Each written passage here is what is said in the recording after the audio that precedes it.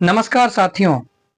संस्कृत विषय की तैयारी कर रहे सभी अभ्यर्थियों के लिए एक महत्वपूर्ण प्रक्रम हमारे चैनल की तरफ से प्रारंभ किया गया है, जिसमें हम प्रतिदिन आपको 30 महत्वपूर्ण प्रश्नों की श्रृंखला देने वाले हैं। कल हमने इसके पहले भाग को देखा था, जहां हमने 30 प्रश्नों का अभ्यास किया था और इन्हीं 30 प्रश्नों के साथ और भी जितने बोनस प्रश्न बन सकते थे उन्हें भी आपको दिया था। आज 31 से लेकर के 60 नंबर के प्रश्न यानी कि आज के 30 प्रश्न भी आपके सामने प्रस्तुत किए जा रहे हैं। कक्षा अच्छी लगे तो आप जरूर हमारे साथ जुड़ें। देखिए 31वां प्रश्न है माहेश्वर सूत्रों में स्वर संबंधी सूत्रों की संख्या है। माहेश्वर सूत्रों में स्वर संबंधी सूत्रों की संख्या कितनी है? ऑप्शन आ 10, ऑप्शन बा 4, ऑप्शन सा 5 और ऑप्शन द 9। माहेश्वर सूत्रों में स्वर संबंधी सूत्रों की संख्या कितनी है? तो आप सभी जानते हैं कि जो माहेश्वर सूत्र हैं उनकी संख्या कितनी है? 14 है। और इन 14 माहेश्वर सूत्रों में जो प्रारंभ के 4 माहेश्वर सूत्र हैं, ठीक है ना, कौन कौन से? आयोड़, रिल्रिक, एयोंग और अयोच, वो स्वर से संबंधित माहेश्वर सूत्र हैं। और जो अंत के 10 माहेश्वर सूत्र हैं वो व्यंजनों से संबंधित माहेश्वर सूत्र हैं, ठीक है ना। तो अयोड़, रिल्रिक, एयोंग और अयोच ये आपके स्वर से संबंधित माहेश्वर सूत्र हैं, जिसमें अ, ई, उ, री, लृ, ए, ओ, आई और औ ये 9 स्वर बताए गए हैं। माहेश्वर सूत्रों में 9 स्वर की चर्चा की गई है और 4 सूत्रों में स्वर संबंधी सूत्रों की संख्या है। स्वर संबंधी सूत्रों की संख्या कितनी है? तो 4 है। ऑप्शन ब आपका एकदम सही होगा। 32वें प्रश्न की तरफ बढ़ते हैं कि संस्कृत वर्णमाला में स्वरों की संख्या कितनी है? संस्कृत वर्णमाला में स्वरों की संख्या कितनी है? ऑप्शन आ 9, 12, 14 या फिर 16 है। संस्कृत वर्णमाला में स्वरों की संख्या कितनी है? 9, 12, 14 या फिर 16 है। बोलिए फटाफट से। तो देखिए संस्कृत वांग्मय में, संस्कृत वर्णमाला में जो स्वरों की संख्या है वो 9 है। अभी आपको मैंने पिछले यहां पर बता दिया, ठीक है ना, कि माहेश्वर सूत्रों के अनुसार पूछें तो भी स्वरों की संख्या 9 है। संस्कृत वर्णमाला में स्वरों की संख्या 9 है। अब वहीं यदि पाणिनीय व्याकरण के अनुसार पूछा जाए तो उसकी संख्या अलग होगी। जब वो प्रश्न हमारे सामने आएगा तब उसकी बात करेंगे। चलिए देखते हैं संस्कृत वर्णमाला में स्वरों की संख्या कितनी। तो संस्कृत वर्णमाला में जो स्वरों की संख्या है वो 9 है। 33वां प्रश्न देखते हैं कि संस्कृत वर्णमाला में व्यंजनों की संख्या है। संस्कृत वर्णमाला में व्यंजनों की संख्या कितनी है? ऑप्शन आ 9 है, ऑप्शन ब 33 है, ऑप्शन सा 42 है और ऑप्शन द 25 है। संस्कृत वर्णमाला में व्यंजनों की संख्या कितनी है? 9, 33, 42 या फिर 25।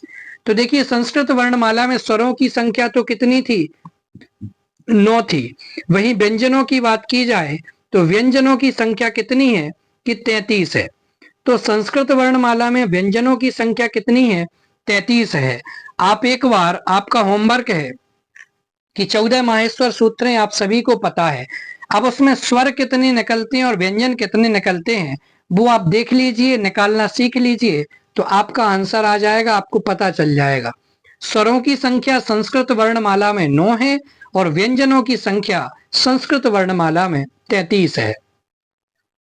34वां प्रश्न देखते हैं। ये भी सरल प्रश्न आ गया।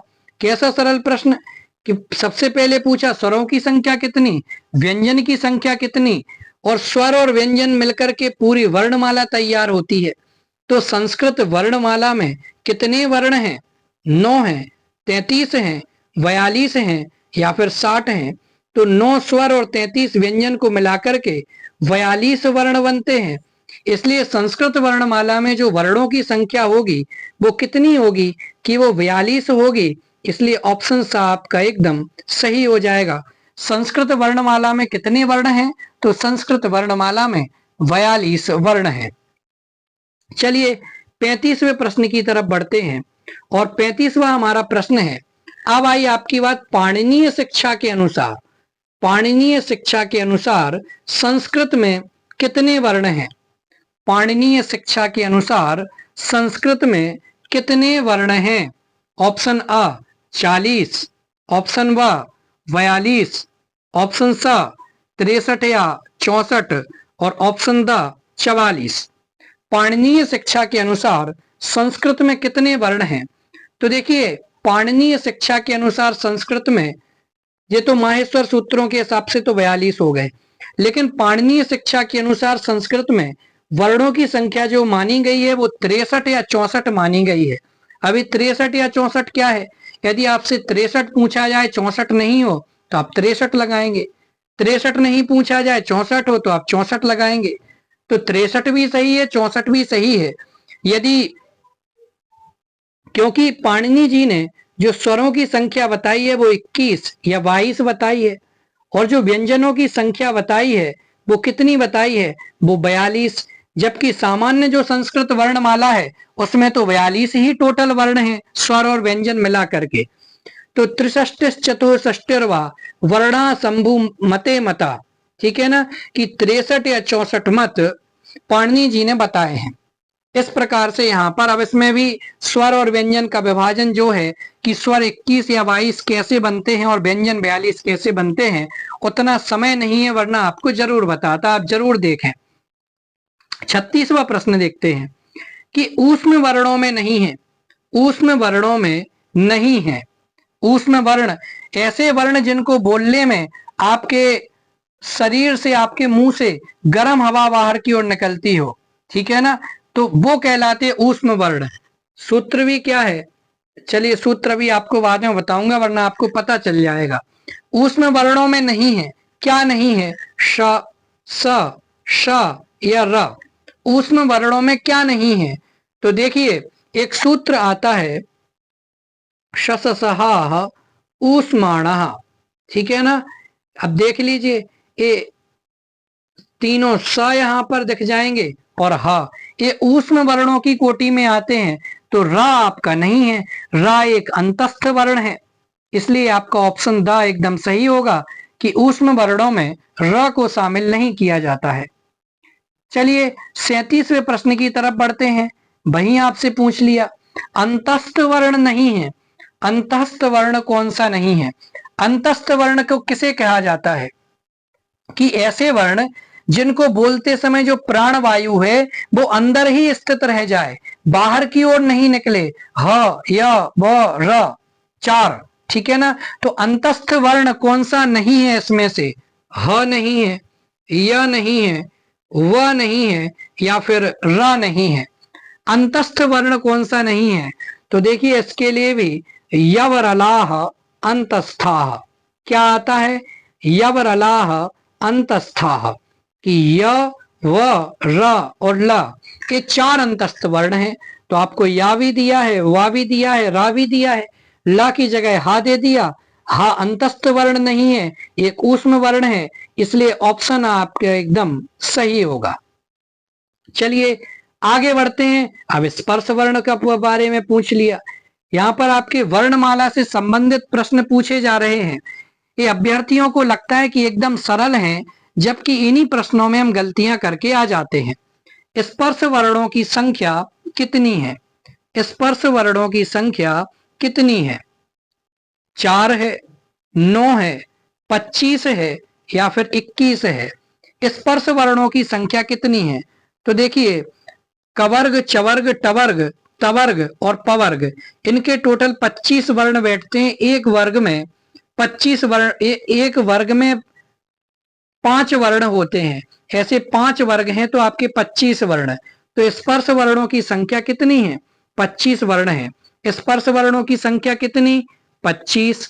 इसके पहले हम देख चुके अंतस्थ वर्णों की संख्या कितनी, कि 4। ऊष्म वर्णों की संख्या कितनी, कि ऊष्म वर्णों की संख्या भी 4। तो 25, 4 29 और 4 33।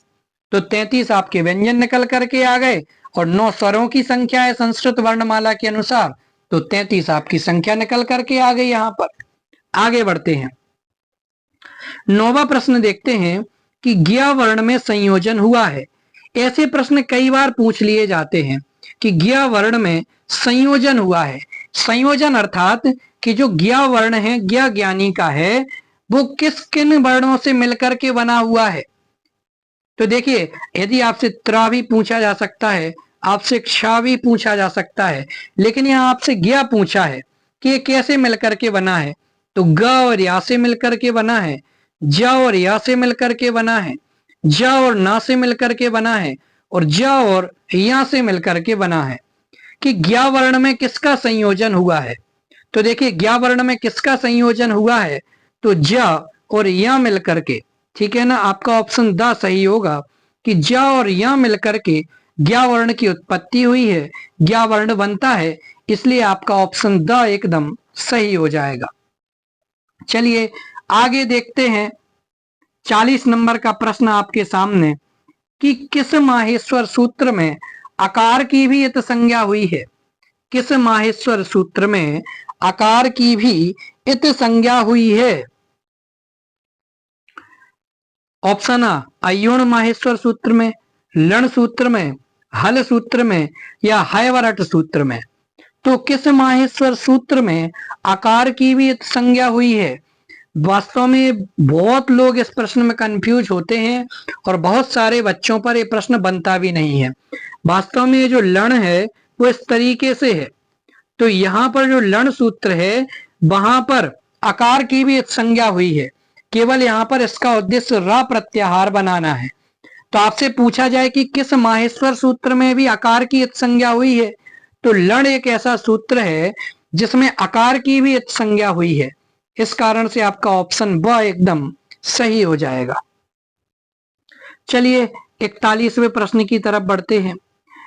यहां पर क के पहले एक चिन्ह बना हुआ है और ये जो चिन्ह है वो अर्ध विसर्ग का चिन्ह होता है। ये या तो क या खा के पहले लगता है या फिर प या फा के पहले लगता है। तो क या इस का के पहले जो है अर्ध विसर्ग लगा हुआ है, क से पूर्व विद्यमान जो अर्ध विसर्ग है वो क्या है। ऑप्शन आ विसर्ग है, ऑप्शन ब अनुस्वार है, ऑप्शन स उपदमानीय है, या ऑप्शन द जीवामूलीय है।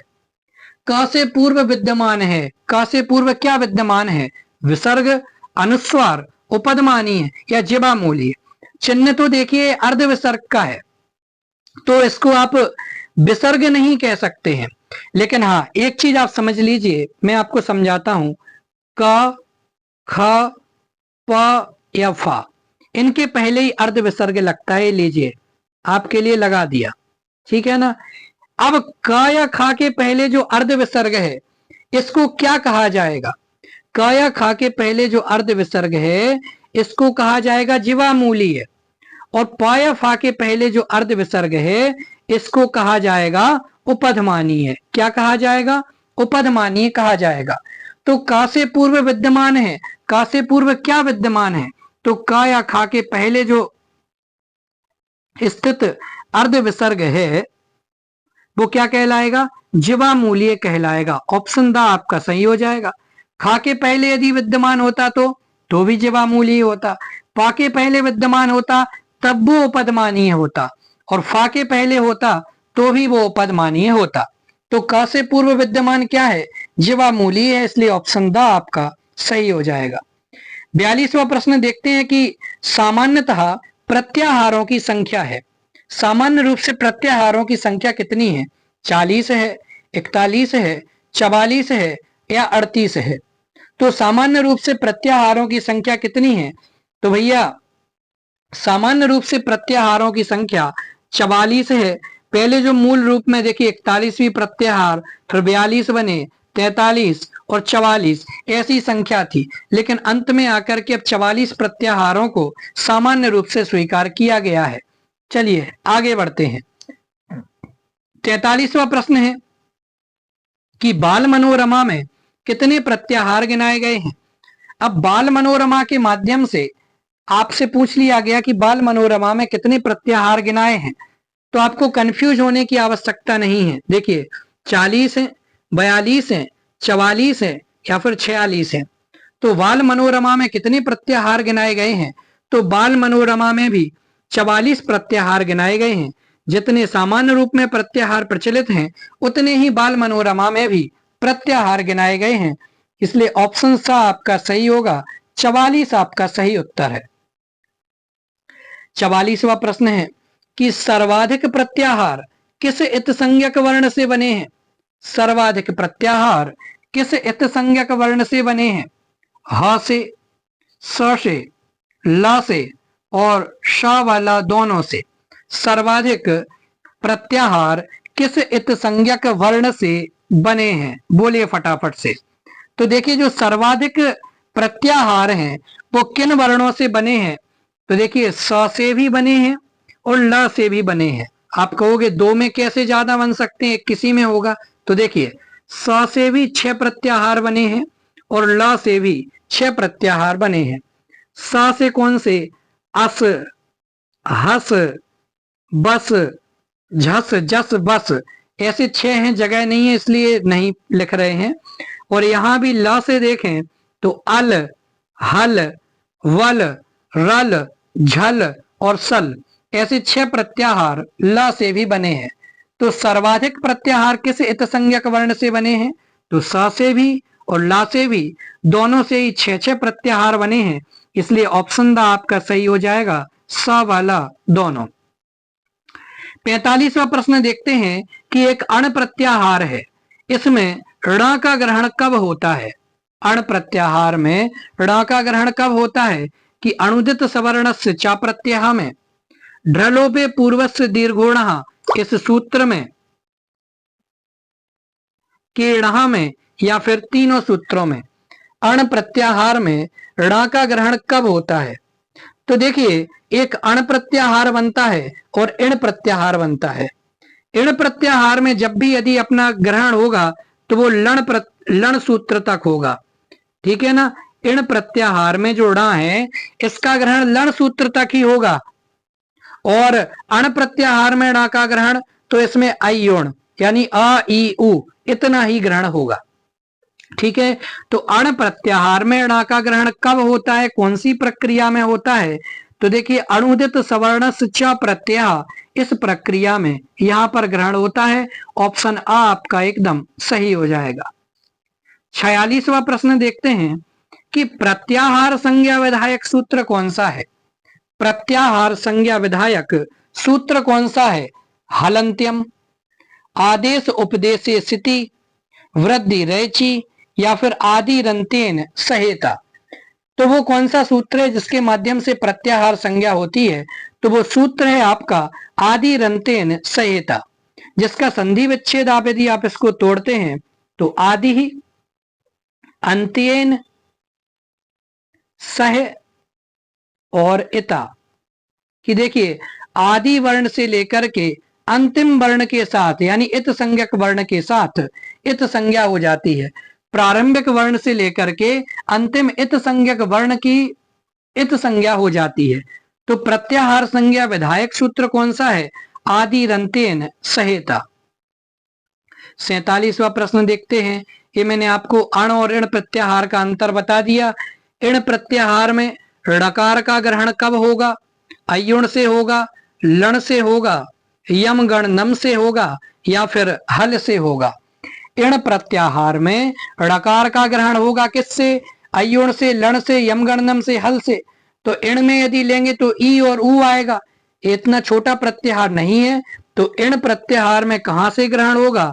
लण सूत्र से। यदि अण प्रत्याहार होता तो अयुण ही सूत्र से ग्रहण होता ऋकार का। चलिए महत्वपूर्ण और अच्छे प्रश्न है। 48वां प्रश्न, छ का उच्चारण स्थान होगा। छ का उच्चारण स्थान क्या होगा? ऑप्शन आ कंठ, ऑप्शन ब तालु, ऑप्शन स कंठ तालु और ऑप्शन द कंठोष्ठ। बोलिए छ का उच्चारण स्थान क्या होगा? तो देखिए तालु में आपको एक सूत्र पता होगा, इचुए सानाम तालु, ठीक है ना। इचुए सानाम तालु, इसका मतलब क्या होता है? तो देखिए इसका मतलब होता है कि ह्रस्व ई या दीर्घ ई समझ लीजिए दोनों, चू, चू अर्थात चवर्ग, ठीक है ना। चवर्ग में च छ और हमसे छ ही पूछा है, चा छा जा छा या, इसके अलावा य श और ठीक है ना। तो इचुए सा नाम कि इतने वर्णों की इनका उच्चारण स्थान तालु है। किस किस का? ई का, चा का, छा का, जा का, झा का, या का और शा का। तो छा का उच्चारण स्थान क्या होगा? तालु होगा, इसलिए ऑप्शन बा आपका सही हो जाएगा। 49वां प्रश्न है कि वकार का उच्चारण स्थान है। वकार का उच्चारण स्थान क्या है? कंठोष्ठ है, दंतोष्ठ है, ओष्ठ है या फिर कंठ तालु है? वकार का उच्चारण स्थान क्या है? तो देखिए सूत्र आता है वकारस्य दंतोष्ठम। वकारस्य दंतोष्ठम कि दंत और ओष्ठ ये दोनों ये वकार का उच्चारण स्थान है। तो वकार का उच्चारण स्थान कौन सा है? दंतोष्ठ है। ठीक है ना। चलिए आगे बढ़ते हैं। प्रश्नोत्तरी अच्छी लगी हो तो जरूर हमारे चैनल से जुड़ें। ऋकार का उच्चारण स्थान क्या है? ऋकार का उच्चारण स्थान क्या है? नासिका है, मूर्धा है, मूर्धावा नासिका है या फिर कंठ तालु है? तो देखिए इन वर्णों में 10 वर्ण ऐसे हैं जिनके दो दो उच्चारण स्थान हैं। इसमें आपके जो प्रत्येक वर्ग के पंचम वर्ण हैं उनके दो दो उच्चारण स्थान हैं। ठीक है ना। एक तो प्रत्येक का अपना अपना है, जैसे एड़ा का कंठ हो गया, ठीक है ना, ऐसे यहाँ का तालु हो गया, ऐसे सबके हैं। उसी प्रकार से एक इनका कॉमन नासिका है। तो ड़कार का उच्चारण स्थान क्या है? कि नासिका भी है और इसके अलावा मूर्धा भी है। ठीक है ना। तो ड़कार का उच्चारण स्थान क्या? जब ये दोनों हैं तो मूर्धा व नासिका हो जाएगा। ऑप्शन सा आपका सही होगा। आगे बढ़ते हैं 51 नंबर के प्रश्न की तरफ कि उच्चारण स्थान कितने हैं? उच्चारण स्थान कितने हैं? 4 हैं, 5 हैं, 6 हैं या 7 हैं? उच्चारण स्थान कितने हैं? 4, 5 या 6 या फिर 7? तो देखिए जो उच्चारण स्थान की संख्या मानी गई है वो 7 मानी गई है। ठीक है ना। कितनी मानी गई है? 7 मानी गई है। कौन कौन सी? कंठ, तालु, मूर्धा, दंत, ओष्ठ, नासिका और जिह्वा मूल। इसके अलावा क्योंकि सवर्ण संज्ञा में इन्हीं 7 उच्चारण स्थानों का प्रयोग है, लेकिन पाणिनीय शिक्षा में भी, पाणिनीय शिक्षा में इन 7 के अलावा, पाणिनीय शिक्षा में इन 7 के अलावा उरस को भी एक स्थान मान करके ऐसे 8 उच्चारण स्थान माने गए हैं। जबकि सामान्य रूप से सवर्ण संज्ञा में 7 ही उच्चारण स्थानों का प्रयोग होता है। तो उच्चारण स्थान कितने हैं? 7 हैं। ऑप्शन द आपका सही होगा। पाणिनीय शिक्षा के हिसाब से पूछते तो देखिए अगला प्रश्न, पाणिनीय शिक्षा में कितने उच्चारण स्थान माने गए हैं? 5, 8, 7, 63 या 64? ये तो वर्ण माने गए हैं। 7 जो हैं वो सवर्ण संज्ञा के आधार से माने गए हैं। पाणिनीय शिक्षा में एक उरस को और ऐड करके ऐसे 8 उच्चारण स्थान माने जाते हैं। चलिए 53वां प्रश्न देखते हैं कि अधोलिखित में से उच्चारण स्थान नहीं है। तो उच्चारण स्थान कौन सा नहीं है? कंठ नहीं है, दंत नहीं है, ग्रीवा नहीं है या फिर मूर्धा नहीं है? तो अधोलिखित में से उच्चारण स्थान क्या नहीं है? कंठ, दंत, ग्रीवा या मूर्धा। कंठ, दंत, मूर्धा तो है लेकिन ग्रीवा उच्चारण स्थान नहीं है, इसलिए ऑप्शन सा आपका सही हो जाएगा। चलिए 54वें प्रश्न की तरफ बढ़ते हैं। 54वां प्रश्न है कितने वर्ण 2 उच्चारण स्थानों की सहायता से बोले जाते हैं? ऐसे कितने वर्ण हैं जो 2 उच्चारण स्थानों की सहायता से बोले जाते हैं?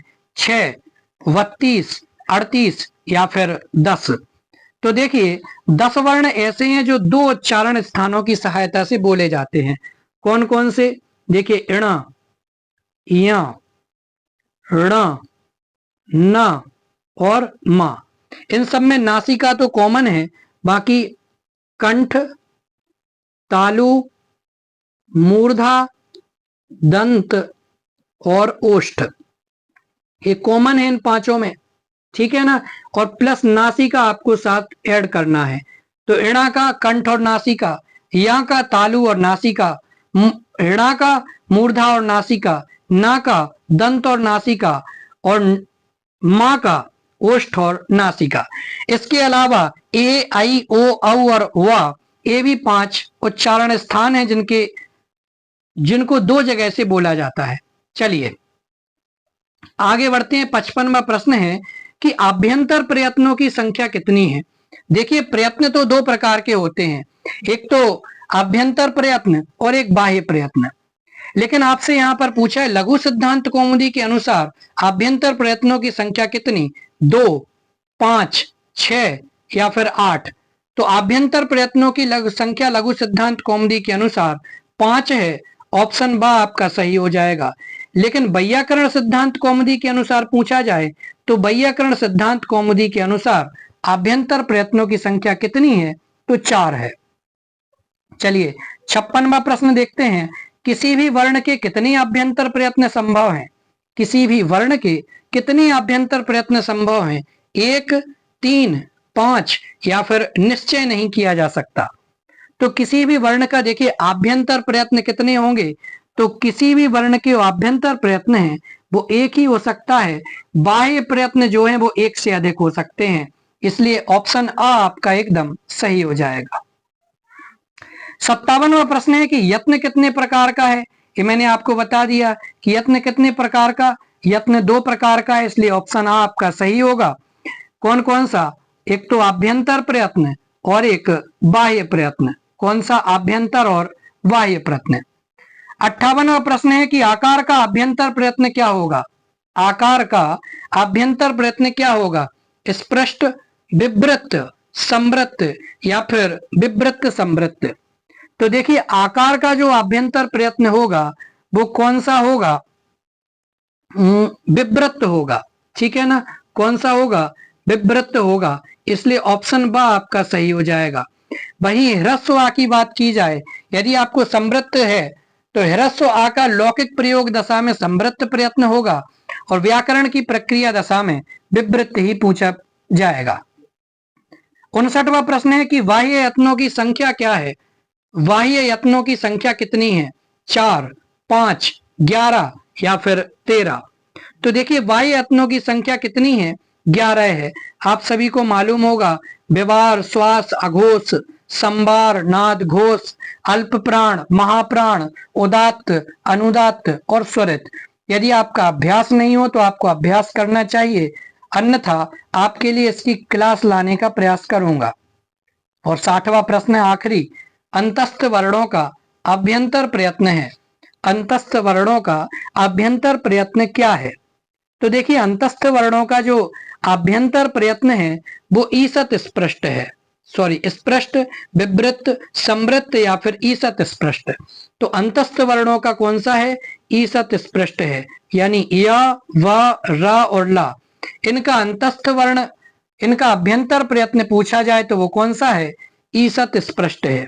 वहीं स्पर्श वर्णों का है आपका स्पृष्ट प्रयत्न। आपका ईसत विवृत जो होता है वो ऊष्म वर्णों का है। इसकी चर्चा फिर कभी करेंगे। अभी के लिए 60 प्रश्न अपने हो चुके हैं। आज के 30 प्रश्न आपके सामने रख दिए हैं, तो आप जरूर इनका अभ्यास करें। अगली प्रश्नोत्तरी लेकर के अगली कक्षा में मिलेंगे। धन्यवाद। जय हिंद।